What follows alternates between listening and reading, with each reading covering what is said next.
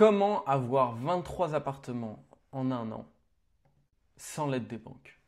Et là, vous vous dites, le mec est fou, euh, il ne sait pas de quoi il parle, il est là pour nous vendre du rêve, etc. etc. Si tu te dis ça, c'est que tu n'es pas au courant du type d'entreprise que tu peux créer qui s'appelle la sous-location professionnelle.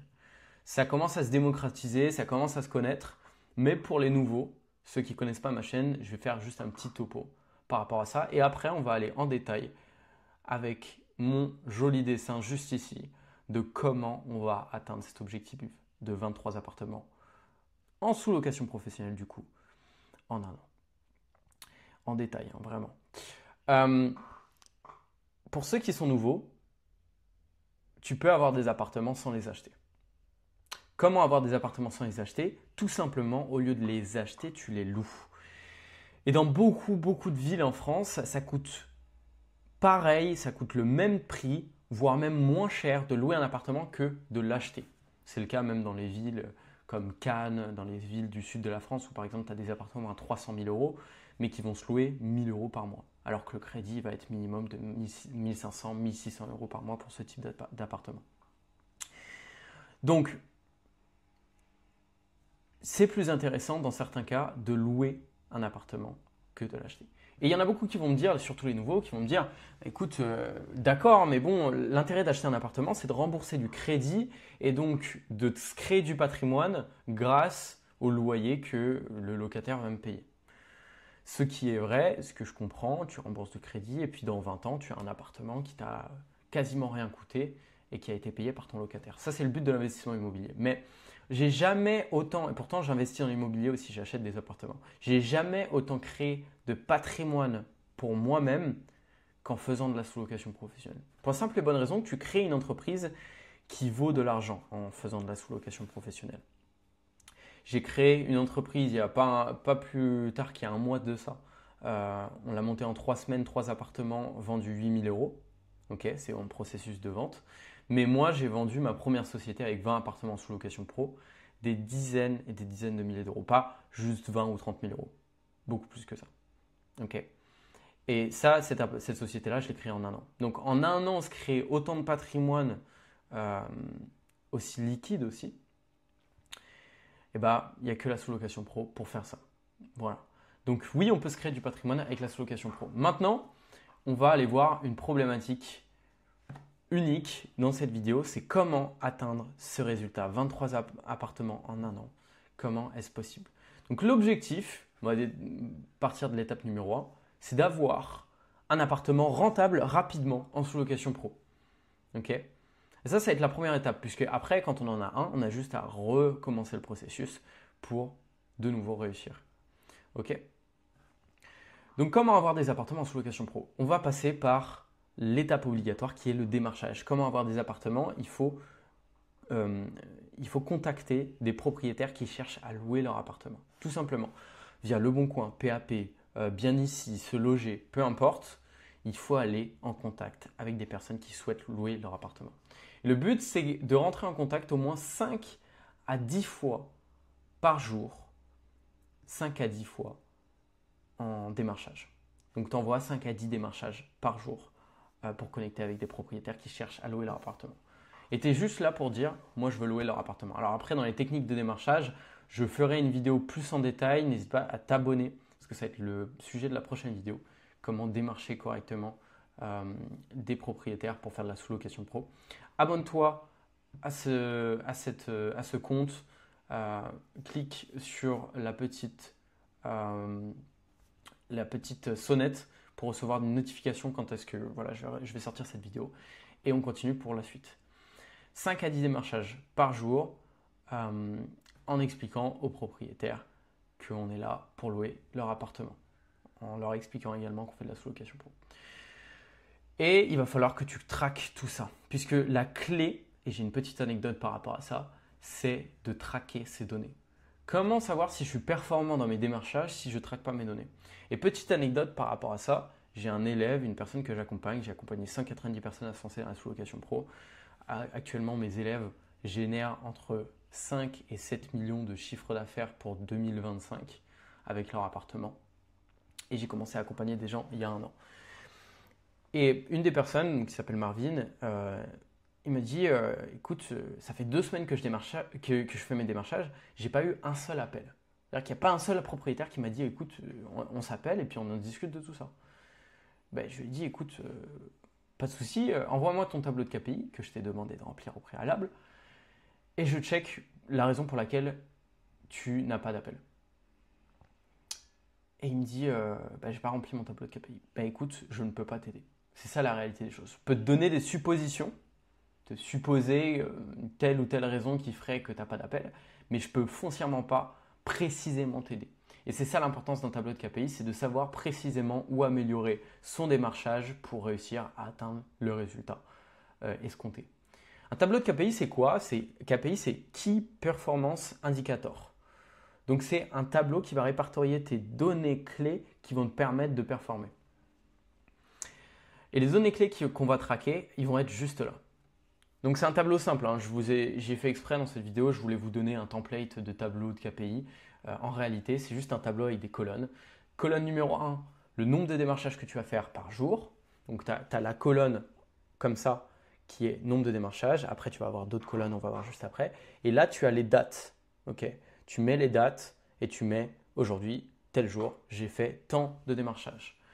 Ensuite, colonne d'après, tel jour, j'ai eu combien de réponses obtenues. Colonne encore d'après, combien d'appels j'ai reçus, combien d'appels j'ai passé. Donc pas d'appels de prospection, mais d'appels reçus des propriétaires en fonction des démarchages que j'ai fait par message. Ensuite, en fonction de ces appels reçus, combien de rendez-vous j'ai fixé. Et enfin, combien de rendez-vous j'ai fixé par rapport à combien d'appartements j'ai signé. Ok. On va mettre des colonnes comme ça. Donc ça nous fait 1, 2, 3, 4, 5 colonnes à traquer. Et tu la remplis tous les jours avec nombre de démarchages, réponses obtenues, appels reçus suite aux réponses, nombre de rendez-vous fixés et combien d'appartements signés.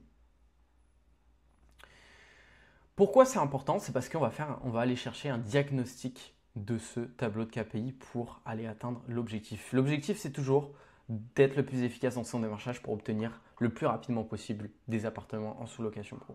Et on va le voir après, pour aller plus vite, il suffit juste de faire les choses de manière plus intense, de faire plus de volume et de mieux le faire. Okay. Et comment mieux le faire, on va voir avec le diagnostic du tableau de KPI. Donc au niveau du diagnostic, si tu as peu de réponses par rapport à tes démarchages, tu fais 5 à 10 démarchages par jour et tu as 0 réponse, c'est-à-dire que tu as moins de 10% de taux de réponse. C'est que tu as un problème dans ton démarchage sur le bon coin, donc tu n'utilises pas les bonnes méthodes. Et encore une fois, abonne-toi, je vais faire une vidéo. La prochaine vidéo, ça sera à ce sujet-là, le démarchage. Ou alors que tu as un problème avec ton compte Le Bon Coin, c'est-à-dire que ton compte Le Bon Coin est banni. Ton compte Le Bon Coin a un problème en particulier. Okay, il est shadow ban, etc. Ça peut arriver quand tu fais du démarchage. Ça, c'est pour la première case. Maintenant, si tu as peu de rendez-vous par rapport aux discussions que tu as fait, c'est-à-dire que si tu as peu d'appels par rapport aux discussions que tu as fait, le but des démarchages sur Le Bon Coin, tu vas envoyer des messages et puis derrière, le but c'est d'avoir des appels. Tu vas rediriger le propriétaire très très rapidement, le plus tôt possible, vers un appel pour discuter de vive voix de tout ça. Et bien dans ce cas-là, c'est que au niveau de ton démarchage, au niveau de ta prise de rendez-vous, tu discutes trop sur Le Bon Coin, du coup tu perds le propriétaire et le propriétaire choisit quelqu'un d'autre qui l'a pris au téléphone avant, ce genre de choses. Et ensuite, un point important, donc j'ai oublié de le dire, mais moins de 20% de taux de booking, c'est-à-dire taux de booking d'appel, c'est un mauvais taux de booking. C'est-à-dire que si tu as 10 réponses à tes messages, que ce soit des oui ou des non, et que tu as moins de 20% de ces messages que tu as reçus où tu arrives à booker un appel au fil de la discussion, et ben c'est un mauvais taux de booking et il faut aller améliorer ça. Ok. Maintenant, le taux de booking, il va être également le même pour prendre tes rendez-vous. C'est-à-dire que si tu as 10 appels avec des propriétaires que tu as réussi à booker et que tu as moins de 20% de ces appels où tu arrives à avoir un rendez-vous sur place, et ben, c'est un mauvais taux de booking aussi. Et ça veut dire que tu dis les mauvaises choses aux propriétaires au téléphone. Ok? Donc, au téléphone, ce qui va se passer, et je vais faire, voilà, je vais expliquer ça dans la vidéo sur le démarchage, mais ce n'est pas le sujet de cette vidéo. Il faut juste tout simplement expliquer aux propriétaires que certes, on exerce une activité de sous-location pro. Attention avec le terme sous-location, ça peut avoir une connotation négative, mais ça, il faut éventuellement utiliser d'autres termes. Mais il faut aussi, et c'est important, ok, expliquer au propriétaire que ça ne change absolument rien pour lui. Parce que ce que le propriétaire ne veut pas, c'est du changement, c'est des choses brouillons, c'est qu'il ait des choses à faire.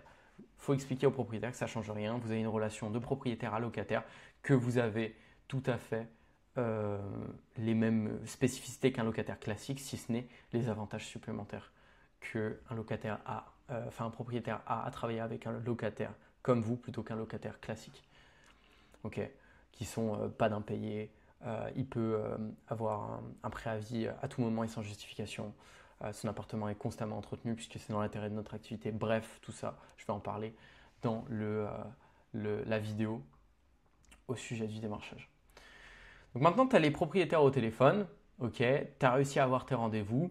Tu as au minimum 20% de taux de booking. Maintenant que tu as tes rendez-vous, qu'est-ce qui va se passer si tu as peu d'appartements signés versus tes visites? Ok. Là, c'est 1 sur 3. C'est-à-dire que tu fais 3 visites pour un appartement signé. Si tu es à moins que ça, si tu fais 4 visites, 5 visites pour avoir un appartement signé, c'est qu'il y a un problème au niveau de tes visites. Et le seul problème que je vois qui est le plus concret, pour résumer vraiment les choses, c'est un problème de confiance.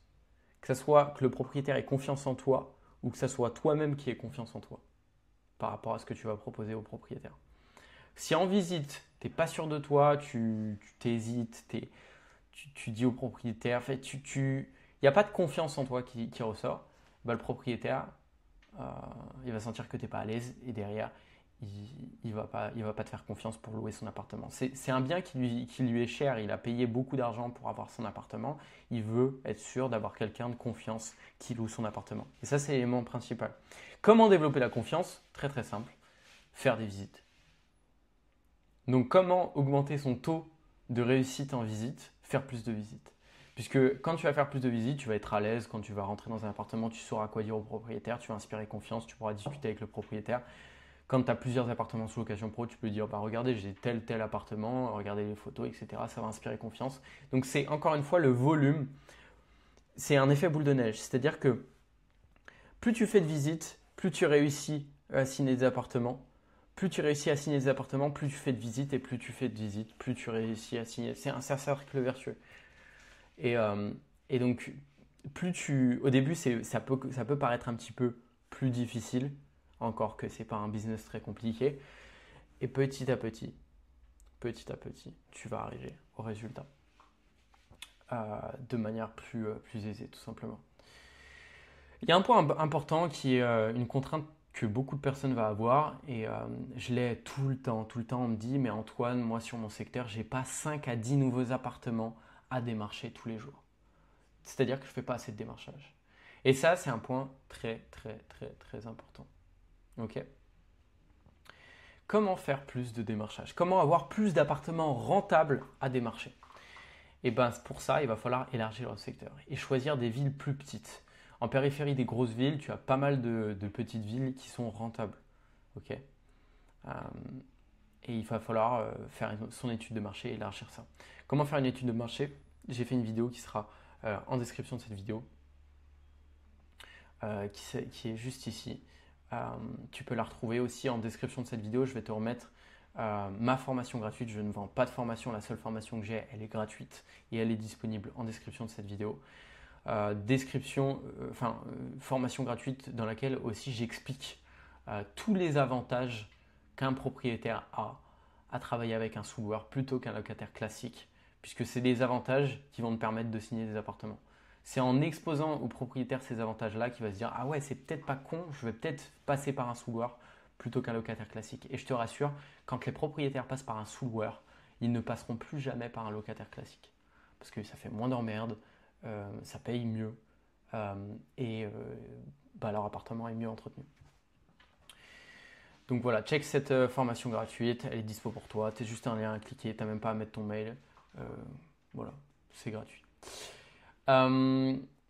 Donc, comment élargir voilà, son secteur? C'est clairement aller sur des plus petites villes. Il suffit d'étudier ces marchés-là. Je ne te dis pas que toutes les petites villes vont être rentables, mais il y a des villes, j'en connais de tête maintenant, Épernon, en Eure-et-Loire, parce que c'est un secteur que je connais. Mais tu peux aller sur des plus petites villes, en bordure de Bordeaux par exemple, en bordure de Lyon, qui vont être tout à fait rentables sur certains types d'appartements. Donc check cette vidéo au niveau du secteur. Et voilà, je t'ai fait une vidéo qui était un résumé de comment je fonctionne pour trouver des appartements rapidement. Et si tu veux avoir plus d'appartements plus rapidement, tu te rends compte que ça va passer vite, tu veux passer à 3-4 appartements sous location pro supplémentaires tous les mois, et bah tu augmentes ce volume de démarchage. Ok. Et je te rassure, au bout de 5, voire même maximum 10 appartements sous location pro, tu vas avoir des appartements qui vont rentrer en sous location pro supplémentaire gratuitement, sans faire de démarchage. Au moins un par mois. Pourquoi? Parce que les propriétaires, les 10 propriétaires ou 5 propriétaires avec lesquels tu travailles, c'est des multipropriétaires la plupart du temps. J'ai plus la stat également, mais il me semble que 60% des propriétaires en France sont multipropriétaires. C'est-à-dire qu'ils ont plusieurs appartements.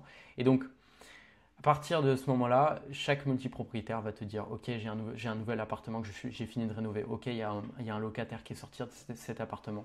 Je veux que tu prennes cet appartement pour ton activité-là. » Et à partir du moment où il a travaillé une fois avec toi, il va travailler continuellement avec toi. Ok. Et donc voilà, tout simplement, ça se fait tout naturellement. Donc les appartements, c'est toujours pareil. C'est plus tu as d'appartements, plus les appartements rentrent facilement. Et moi, c'était le cas. Pour avoir 7 appartements, j'ai mis plusieurs mois. Il me semble que j'ai mis 5 mois. Et pour en avoir, parce que je suis monté à 20 appartements en sous-location pro en 10 mois, et bah, les 5 autres mois, j'ai eu le reste. Donc 13 appartements en sous-location pro. C'est allé très, très, très, très vite après. Ok. Voilà. N'hésitez pas à me faire des retours, n'hésitez pas à mettre un like, ça coûte rien, ça me motive à faire plus de vidéos parce que là c'est littéralement de la formation que je vous fais. Donc je vous laisse me faire ça et je vous dis à très vite pour une prochaine vidéo. C'était Antoine. Ciao.